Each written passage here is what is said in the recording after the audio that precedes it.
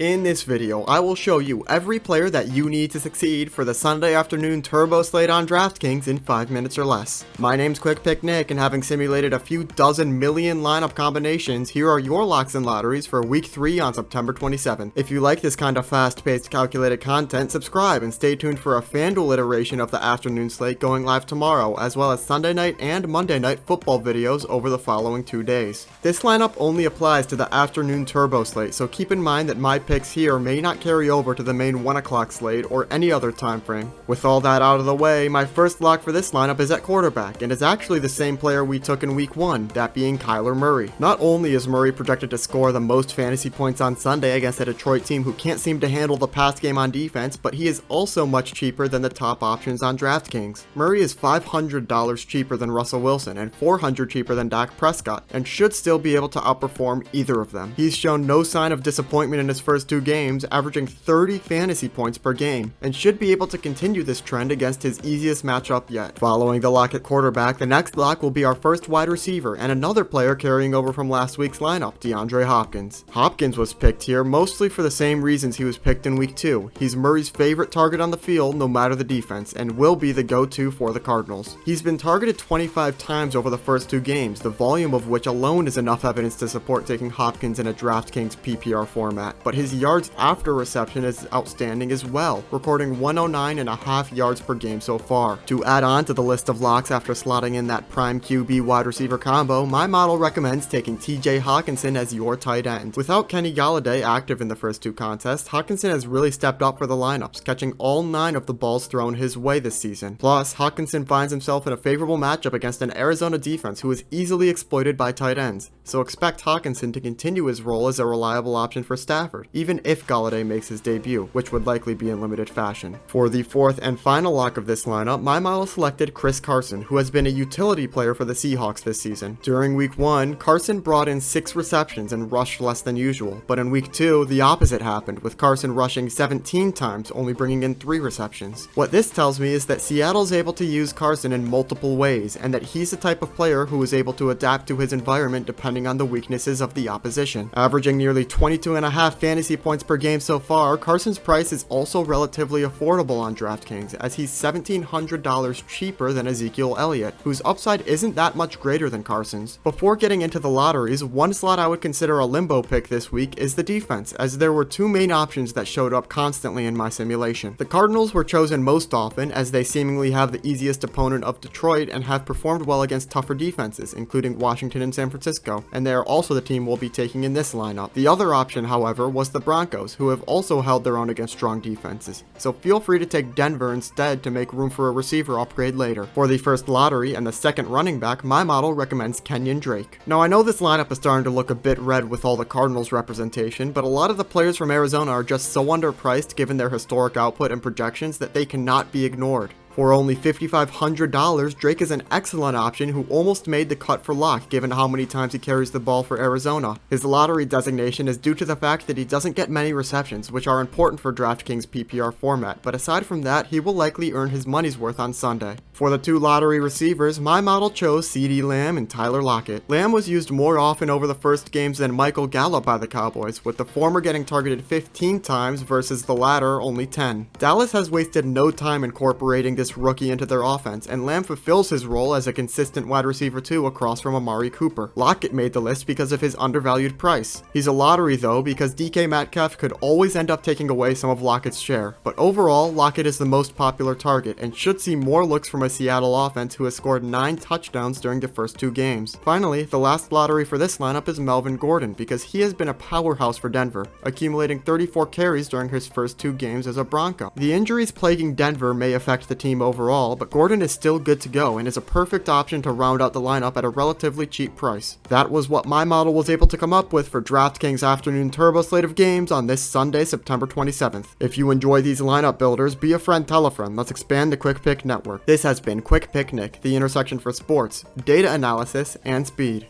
Thanks for watching.